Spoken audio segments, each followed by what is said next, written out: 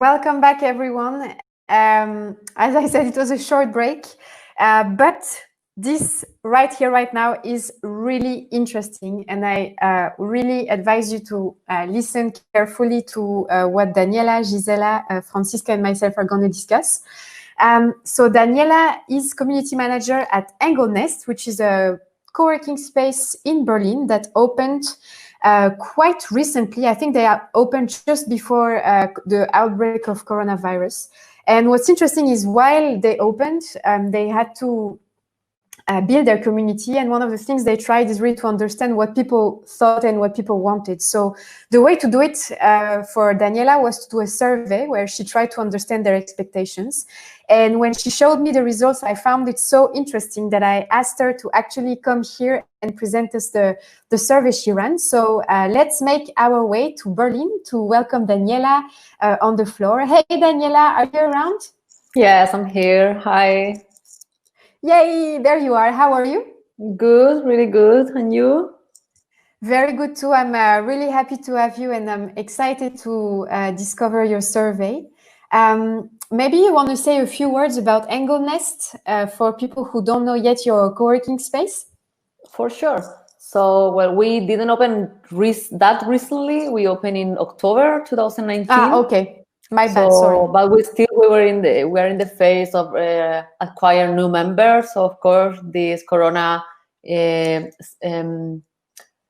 was a challenge at all because my main strategy. I started working for Engelnest on March, of course, with the mission of improve our marketing and reach to new people, to get to new members. So my main strategy to do this was to organize events, real life events, to host events. So people will just come here and see the space and trusting in the mouth-to-mouth marketing. You can say. So of course, in the first 2 weeks of March, I was basically contacting a lot of people, and we had some events already scheduled.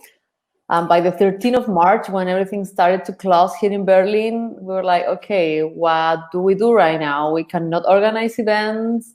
And also you cannot really market yourself to try to attract new members when all the government and all the advices and regulations are stay at home. Yeah. So it was, March, the first 2 weeks especially, was kind of like, okay, what do we do? How do we approach this? And this is what brought you to make this survey, right? Or yeah, at right. least how? We wanted to see, okay, what's the willingness of people of using co-working spaces? Are they too scared to use co-working spaces, or since their offices are closed or libraries are closed, they want an office to work from. But yeah, we will see the results later in the survey. The main idea was to understand the needs of people and how they feel towards co-working and share offices. Great. I will let you share your screen. I will let you know when we see it, so you can present the results of the survey. And then I will disappear for a bit until you finish presenting, and then I'll come back with two ladies in the conversation. Okay, so should I just go into my presentation and full screen? You have to. So you have to share the screen. There is a button at the bottom of StreamYard, which is written share screen. Oh, okay, share screen. Yes, sorry, I didn't see it. No worries. And if you click on it, normally it shows you the tab that you want to share. Okay, my entire screen. Okay. Can you see my presentation? I'll tell you in a bit. Yes, we see it. Okay. You don't see this message that I have below? I have a message. You can click on hide. I cannot actually. Ah, okay. Well, that's okay. Okay, now I can. Yeah. Okay. So strange. Okay, here we go. So, like you Perfect. say, I'm Daniela. I'm the community and communications manager of Engelnest Coworking Berlin. And this I've been in this position since March, and this is also my first time working in the co-working world. Before, I was working as a freelancer in co-working spaces, and well, I come from Chile and I've been living in Berlin for 1 year, so you have a little background about myself. So this is our space, our lunch area, and our co-working area. Who are we as Engelnest? So, like I say, Engelnest is a co-working space that opened last year in October 2019, and it's a familiar co-working space. It was founded by Asli and Farhad Engel. They are siblings, and our team is conformed by 2 people. The 2 of them, me and Anna, another girl, a freelancer that also support us with marketing and communications.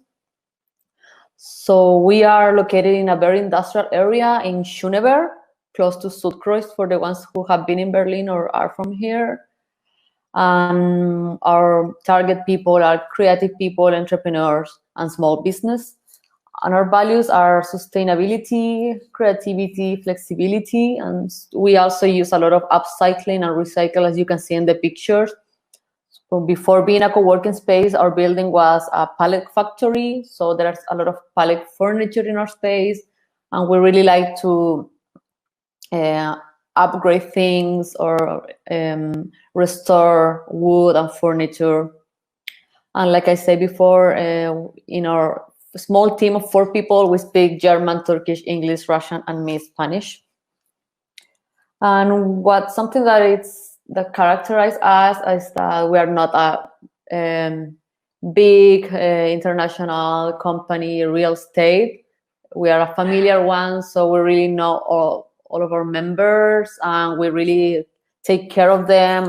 We want to know what are their needs and how can we fulfill those needs. So about the survey, it's a very short survey because we know that people wouldn't want to spend more than 5 minutes doing a survey. So of 8 questions, there are, say, single option questions, 1 multiple, and 1 open.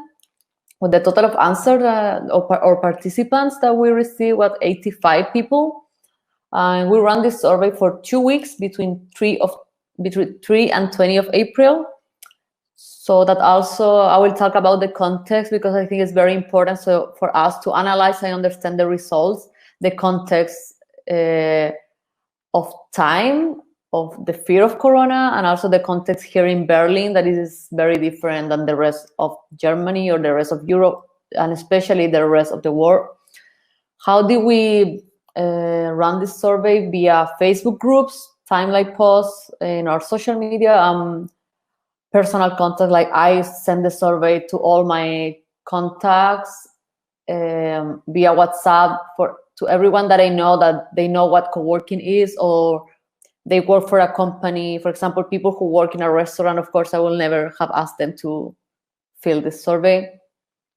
And in the Facebook groups that I post and I gather some answer were freelancing groups, creative people, photographers, expats in Berlin, digital nomad groups based in Europe, especially. So, like I said, it was taken on the first 2 weeks of the April. We can say that was like kind of the start of the pandemic. And in that time in Germany, we had 130,000 cases. And of course, the recommendation of stay at home and just go outside when it's extremely necessary were super strong from the government, from the health organization, and especially from people. There was a big social pressure, we can say, about staying at home. At this moment, at least in Berlin, those recommendations are definitely more relaxed. And I think it's very important to point that in Germany, there has never been a forced quarantine as in Spain or France, in some parts of Chile as well, and I'm sure in other places in Latin America. And yeah, like home office became a rule in most companies. Some companies are still not open, and some of them are not planning to open in the next month even. And also some context of how are things here in Germany, like schools and daycare centers were closed for almost every child. And only essential commerce was open, pharmacies and supermarkets. Now all the commerce is open in Germany, and even gyms are gonna open from next week. And I really want to emphasize of how the context of when the survey was taken has definitely a big influence of the people answers, because if probably we take the same survey to the same group of people right now, the positive answers probably will be higher, and people are less scared to go out, less happy with being at home all the time. And I see this because if I go out to a park, I just see normal life. Here in Berlin, the situation is we kind of got back to normal. Am I going too fast, or is it okay? No, it's perfect. Okay, cool. I also want to mention like the limitations of the survey, because since we wanted to make it really short and not time consuming for people, like when you do a survey and it's too long or too big or too much to answer, a lot of people will just close the tab and you will miss that answer. So the limitation is that, yeah, we didn't ask information about what are the position of the people or where do they work. There is no demographic information like age or gender. And again, the context of Germany is very different than the context of many other countries, considering that Germany is one of the countries that has done it the best in the management of COVID, with having a 95% ratio of recovered people. And that's not many countries can say that, especially countries in Latin America. Like yesterday, I spoke with a friend from Chile who is a doctor, and he told me and he sent me some information about how Chile is the country that is doing like the worst in terms of infected people per 1,000 of people. So it's important to know that, yeah, we can say, okay, in Germany we can open co-working spaces if we keep the measures, blah blah blah. But maybe in other countries where the health system is not as strong as here, it's not applicable, these conclusions that I'm gonna mention later. And yeah, the last sentence again, like we cannot make a comparison of what will be the opinions of people right now. So okay, so I will go first with my analysis of the survey, my conclusions, and then we will go through each question, and I will show you the exact results. So most of the participants who responded to the survey were office workers that had done home office before at least once or are used to them. So we can see that for these people, productivity while working from home hasn't been that bad if we compare to people who has never home office before, who are used to be in a office where their boss or their team is like telling them exactly what to do. So what I wanted to say with this is that maybe these people which productivity hasn't been that affected, they don't feel like they need a working place outside their home, and they manifested to be quite happy in doing home office. So we can also assume that probably someone that has to commute every day to work, to go to their company office, when Corona happened and they didn't have to commute at all and they can work from home, they realized that they had more time for themselves or for their families. So probably at this moment, they were quite happy with working at home. And I think that after 2 months of doing that, we can expect that this comfort gets replaced somehow by boredness, and they decide not to be at home 24/7, because I think that we can all relate to that. In the beginning, it was cool to be at home, but when you're forced to do it for 2-3 months, it's not fun anymore.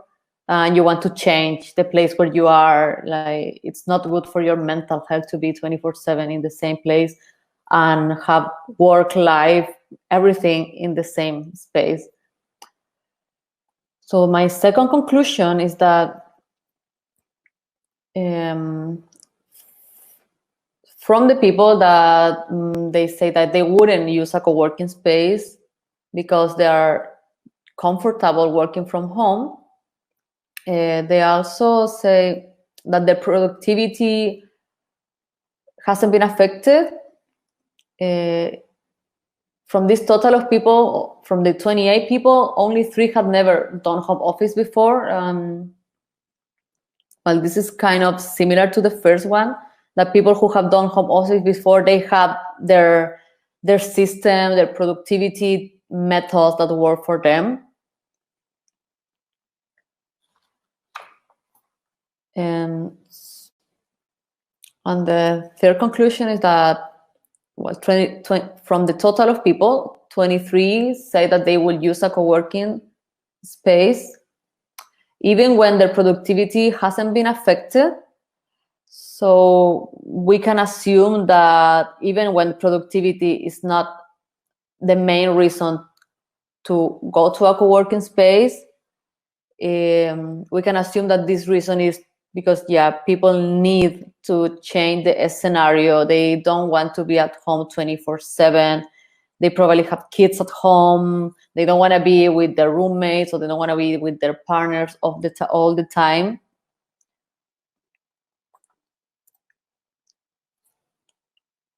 Other conclusion is that,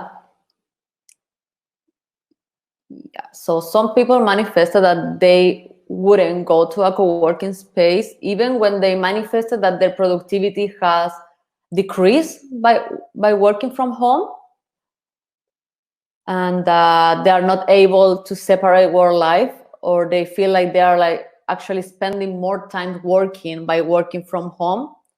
But even when this is their situation, they manifested that they will be scared to walk to a co-working space by the time the survey was taken. So with this in mind, I think the opportunity or the challenge for co-working space will be to ensure to the members or new members that all the hygienic and cleaning measures are being taken, that there is enough distance between desks, or even maybe enable more fixed desks by making them more affordable to people.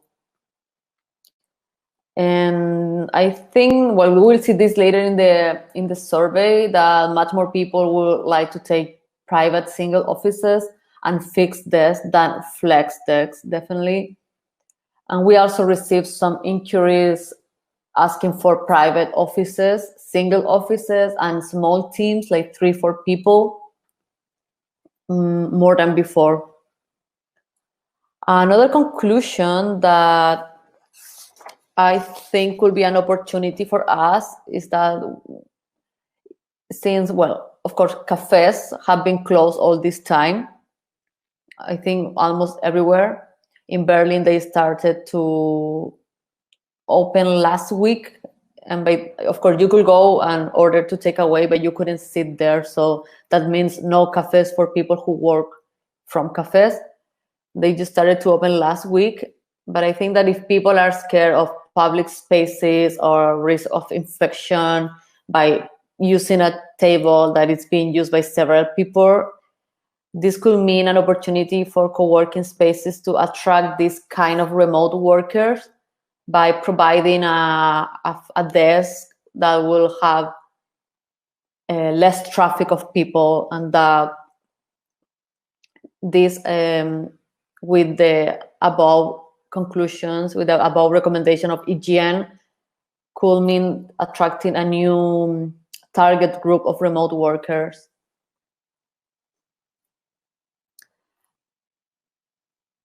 And after, well, the 2 or more months of lockdown and social distance, it's pretty evident that people are missing the social aspect of life, and in most of the places they are still not allowed. So I think that the co-working could take this opportunity to provide community events, small community events, of course, always according to the regulations of each country, with up to 10 people, 5 people, to give the people the socializing, the community aspect with a lower risk, because other situations or contexts where people were used to socialize, like bars, networking events, clubs, are just not an option anymore, and probably they won't be in the next month. So the feeling of belonging to a co-working, to a community, and the guarantee that you will talk with these people or engage and see them frequent in a space with low risk than in other public spaces, I think that is an opportunity for co-working spaces. And of course, always making sure that everyone has their 2 meters or 1.5 meter distance and all the sanitization. So I will go to the survey results. So these are some questions about the context of the people. So like you can see, most of the people had done home office before. Only 14 from 85 didn't. So that also shows why so many people say that they were actually happy with the home office and it didn't affect that much their productivity. And by the time the survey was taken, almost 90% of the people were doing total quarantine.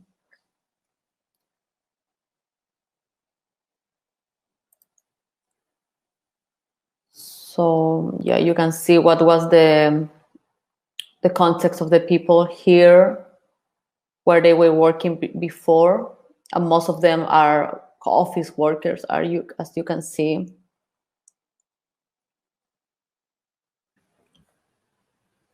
And from here we can extract that from these people who were office worker, in their companies, the concept of home office was already allowed before COVID.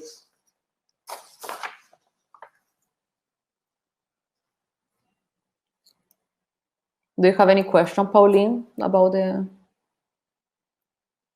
results? Sorry, what did you say, Daniela? Do you have any questions, or should I just continue? No. I mean, I'm looking at it, and I think in a few minutes we will also have Franziska and Gisella who will come into the conversation. So it's great what you're saying, because it loops very well with what we are going to discuss. Okay, great. So this is the question about how people are dealing with productivity and efficiency. So you can see that only one option is like positive. It's working totally fine with the 40% of people. For most of people, it's like, it's working, but it's not amazing. Yeah. So all of these are like target people for co-working spaces. Which is actually in total more than the 40%. If you addition all the negative ones, right? It will be like a 60%, of course. Yeah. And for example, the last one, going crazy, being at home all day, only after 2 weeks of, let's say, quarantine, you can imagine how that answer is now, 2 months after. Like, no one wants to. Yeah. It's not cozy, it's not fun anymore, especially when there is summer here in the North Hemisphere. Yeah. So I think that if we take the survey right now, these numbers will totally change, especially when the regulations from the government are more relaxed. Yeah. So from the 85 answer, 58 were negative. And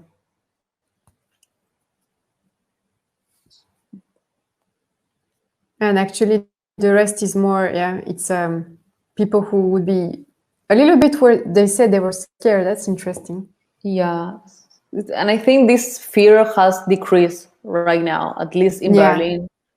And also probably in every country that is not in a really critical situation, probably the fear of people is less, definitely. Yeah. Because also I'm a journalist, so I know how media works, and we shouldn't believe all that it's being said. Yeah. So I think at some point everybody agreed to say that the media was really anxiogenic. So that it was really what? Anxiogenic, like creating fear. Of course, that's how it works. So yeah. So, for example, like we saw before, like more of the participants were office workers, and if their companies continue close in the coming months, we can see we can expect that even the people that manifest to be comfortable at home, they could potentially convert into co-workings during this year if their companies are not allowed or cannot open or have to open partially. They could also convert into co-working members. So let's go to the positive answers. So from the total, 26 people manifested that yes, it will be great to work from a co-working space and not to be at home. The main reason was to avoid being at home all the time for this positive answer, even when productivity hasn't been affected. And as we will see later in the next slide, the requirement will be that the proximity factor, the possibility of reach the co-working space by foot or by bike to avoid public transportation, because I think like even now people are not happy and don't want to take public transportation because it's crowded and it's a closed space and you just feel uncomfortable and you have to wear a mask. And just a lot of people are just like, I just don't want to wear a mask in the transport. And that is a reason to just not use it. Which is great for co-working spaces that are located in residential neighborhoods, because then they can get more members to their... Exactly, and this is something that I will point in the conclusion, that is really the opportunity is to focus in your neighborhood and you're really local. Because proximity factor is definitely an important reason to book a co-working, but nowadays it's much more important. Yeah. So we ask about which desk option will be the most desired for them, and as you can expect, it's fixed and private offices. Yeah, because that's something we discussed a lot. Around the 2 last days, that people don't trust anything that's not theirs. So I think it's good because it proves the point. It makes sense. Yeah, and like I said before, maybe this co-working should maybe change their infrastructure to provide more single private offices or offices for 2 or 3 people maximum, or make more fixed desks, maybe lower the price. I don't know. And like I said, we have received more increase with single offices and for small team offices. So we asked, this is a multiple option question, which conditions do you need to consider to book a co-working membership right now? And of course, from 77 answer, 61 agree that it has to be reachable by foot or bike, which emphasize how important is the proximity factor, providing 2 meter distance between desks. Some people manifested that they will need a parking place for my car, other disposable cups, cutlery, and hygiene precaution, of course. And the other responses that you can see below, they were just like 1 or 2 answers, so I didn't put them in the graphic.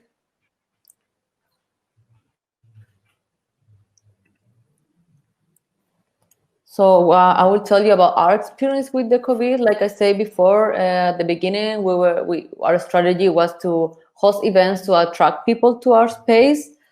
Even when these events didn't happen at the end with the lockdown, that we are still keeping the communication with these people. So as we will have some events in the future with them. So it didn't happen at the beginning, but the communication was already created, so we can try to support each other by creating alliances, because of course we're all suffering from this situation of Corona.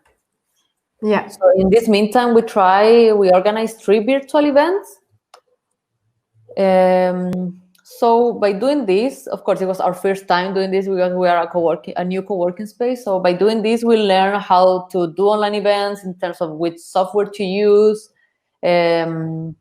how to advertise, how people react to these online events, which things work. We try online breakfast and also a 40-minute session with breathing and exercising, like kind of movement, yoga exercises that you could do from your chair. So we tried these things, and it was good to learn how to do this for the future, and also to see what worked and what didn't work, or what people were not that willing to join, maybe. So we also use this time to focus in our online presence on social media to reach more people in the area, and also to do some offline work and decorating more the space, like some painting, buying new things for the space. We are working in a mural that we're going to paint in the next month. So, of course, we have changed the strategy what was before, but we have been still being productive in our time. So in this time, we actually got three new members. Without advertising it at all. So that proves how having an office outside home is really an important thing. So these 3 new members, one is a student and he is working on his thesis, and he was using his university libraries, bibliotheques, and they were closed, and he has a kid, so he couldn't work from home. So, and he's a neighbor that lives like 3 blocks from us. He just came here one day, worked from here, saw 2 other spaces, and he decided for us. So that's one case. The other guy is also a home worker, remote worker. He was working from home, but since the Corona thing, his girlfriend was less time at work, or were more time at the apartment, and it was just not comfortable to be the whole day they both together at the apartment. So he decided to book a co-working desk. And another one is also like a home worker, who with the Corona, their kids were at home all the time because schools and kitas are closed. Kindergarten are closed, and he needed a space to work, focus, so he couldn't work at home anymore. So he booked a co-working desk, a desk with us, and I think that's the situation for a lot of parents, that they cannot work with their kids at home. Yeah. So these are actually. Do you?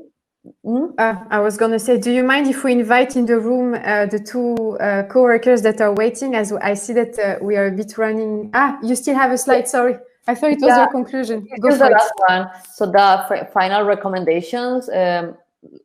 Again, reach out to the neighborhood. The proximity factor is super important, and the people are more likely to consider your co-working space if it's closer and reachable by foot instead of others that might have other amenities, but they're required to take public transportation. And one thing that you can do is just like doing like flyers, like offline marketing. Yeah. Of course, like make sure we are providing all the safety and cleaning measure for your members, for their well-being, and also you want them to feel comfortable.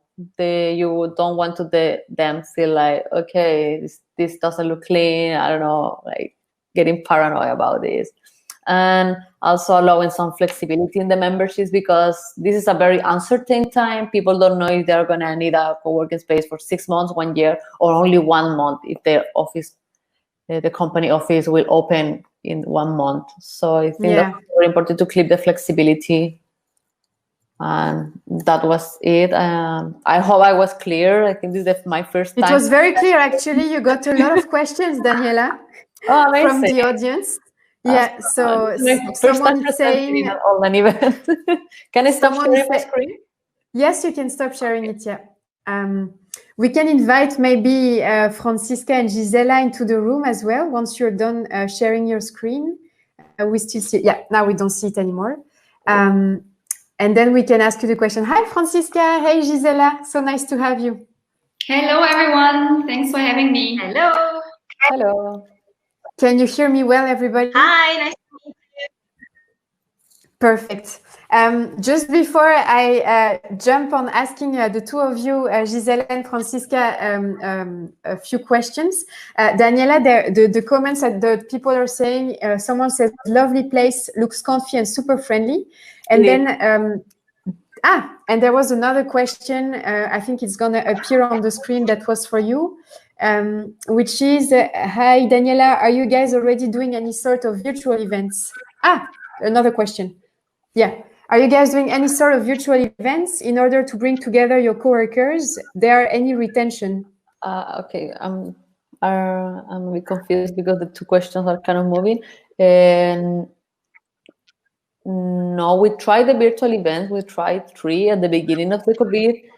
Then later we also saw how online events lost the attractiveness of it, because no one wants to spend much more time in their screens. But now we will start probably doing some real life events, or just sharing a beer. We have a garden and the weather is getting super nice here in Berlin. So we are probably going to focus more in offline events for our current community. And I couldn't see the other question. Can you show me again? Yeah, we can. If I understand well, you're a family business facing some issues with the lockdown context. How big co-working spaces network react to the same situation in Berlin?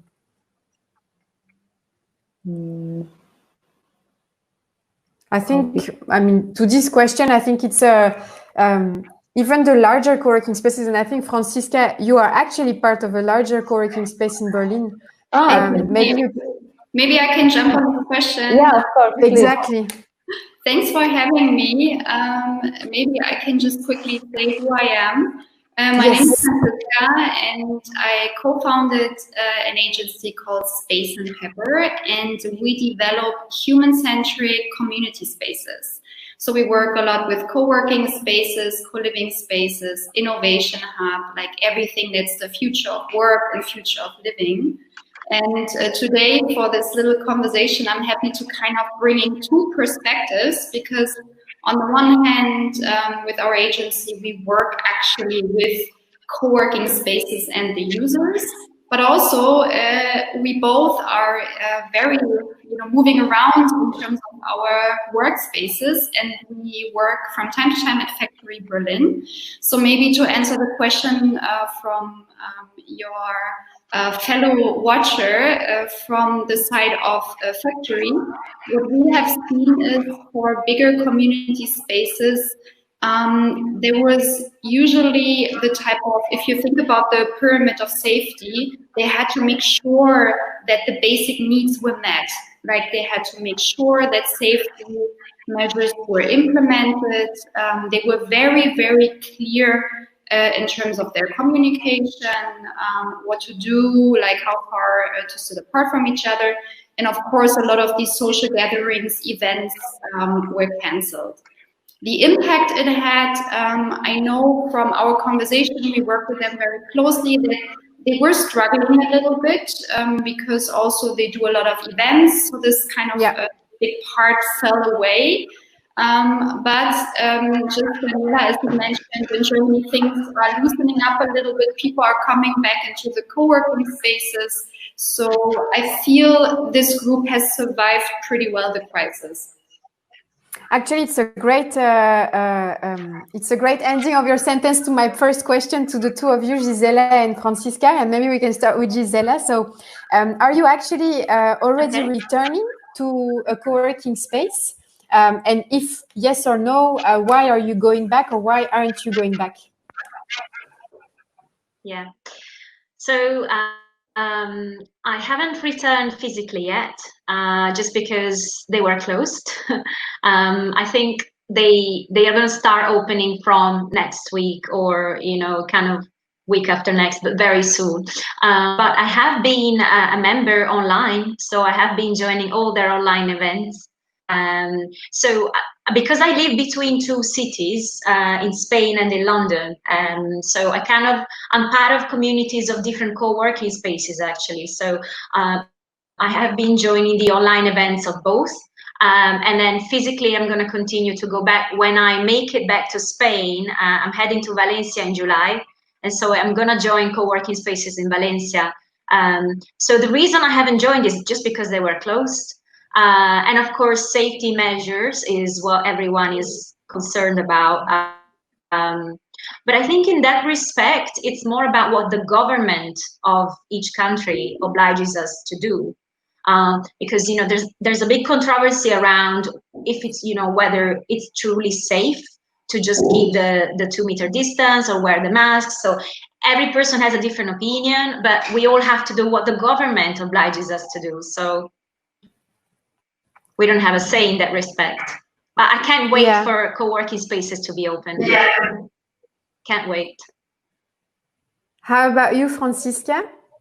Yeah, we actually have kind of a different setup over here. From our just wait a second. Just wait, Gisella. Could you mute your mic? I think when someone else speaks, I think there is a bit of an echo. Yeah, perfect. Thank you. All right, let's try this. So from our experience, co-working spaces are not just for people who go there to work. And we're kind of the best example. So my co-founder, Hannah, and myself, we love to go to co-working spaces to interact with people, to meet people, have this type of, water cooler chat, have a creative business lunch with a potential partner. We go there to see events. We also organize events ourselves. And that big part that usually is really what makes the essence of co-working, that fell away. And of course, there were online activations and a lot of initiatives from the co-working spaces. But since this kind of need of ours is not filled so far, we for now stay a lot we have a nice little office here that you see in the background, where we try to get creative. Maybe we have like virtual Zoom calls to connect with people. But for now, we have not returned because for us, it is essential to have that social and community aspect. Yeah. One thing I like about the survey that Daniela showed was what people were kind of afraid of, especially when it comes to like the safety measures. So what do you think co-working spaces should emphasize in their marketing or their communications towards people? And even you, Daniela, if you have a take on this, just so people can come back to co-working spaces. Maybe someone wants to answer that first. Yeah, Gisella or Franziska, if you have a response to this. I don't know if I have an opinion on that. So I think there's a lot of different, different users of co-working spaces. But from our experience, we really care about co-working more. It's not for us a product, it's really a community. It's human, it's interpersonal. So for me, it's not so much important that I get sold something, I don't want to see really like a marketing strategy, but I can share one initiative that I really, really appreciated from Factory Berlin. and that is that they reached out to us. We had a call, and they were just very genuine, like real talk, and told us, you know, this is what's going on. This is what we struggle with. You know, we're trying hard. You know, we're trying to do our best. And also they told us what we can do because we have more of an active role there. So they were honest and genuine, which really made me feel like, wow, you know, like I love to be part of this community. And the second thing is they also empowered us. So they said, you know, we have the Zoom, you know, account, you can use it, you can host your own events. And that for me, if it's part of marketing in a way, was a very, very effective way to get me closer to the space and the team behind it. How about you, Gisella? Hello, I'm back. So I can answer your question as a marketer, actually, because you said, what should they do?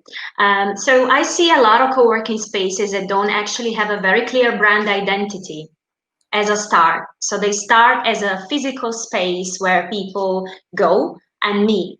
And not all of them do proper branding when they start. The ones that I've seen that work, which are in London, especially the one that I'm a regular of in London, has a very clear brand identity around being the local community of the borough we live in London. And so that has given that extra strength of sense of being part of one, and that one works even even online. So even if the space closed, it doesn't matter, because you can run co-working micro events online. So you can have, you know, accountability pairs and meeting and brainstorms, and everything has been transferred online, and that's part of their branding, you see.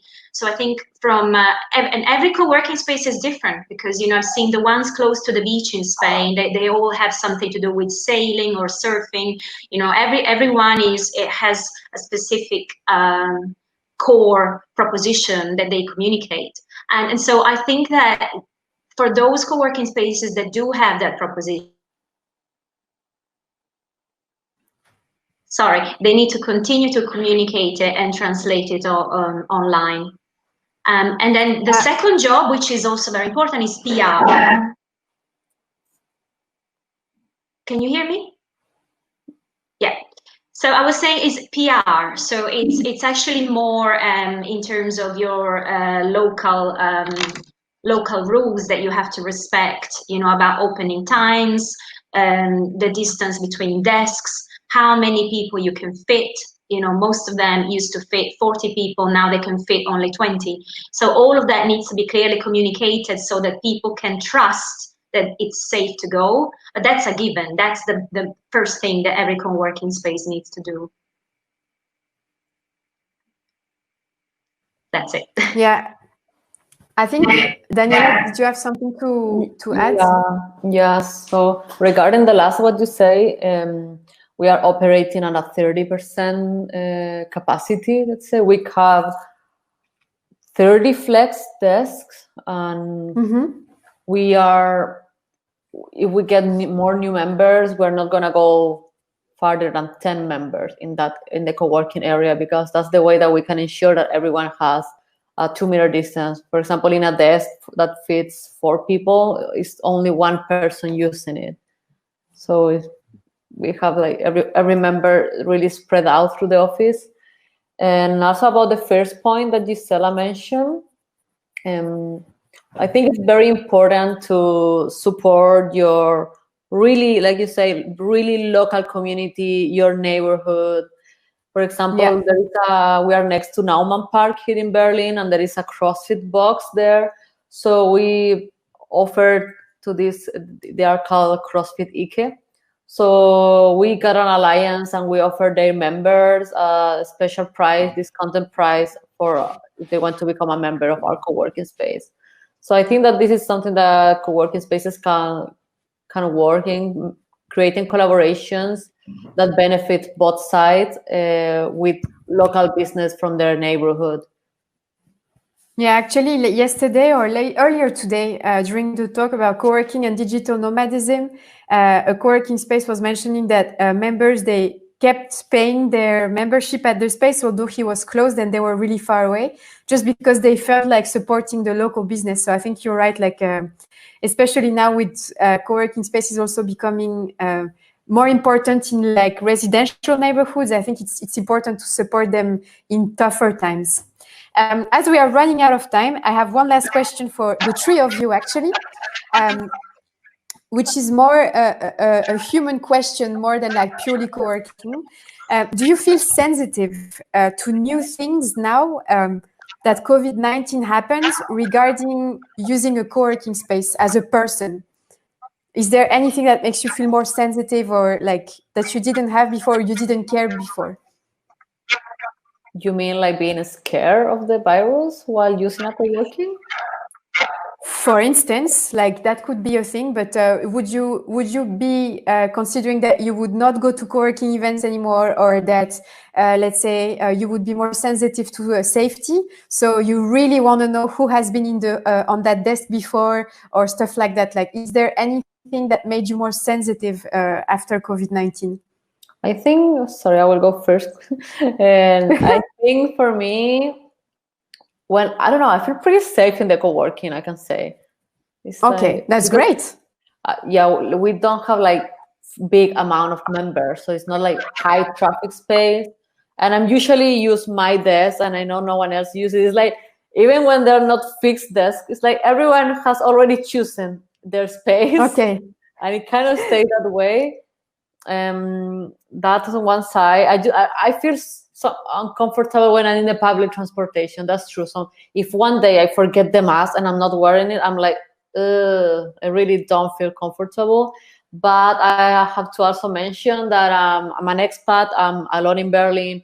I don't have any contact with my all family relatives. I don't have contact with the risk group of people, and I feel much more safer here than in my country, Chile, because everything works better here. The health system really works.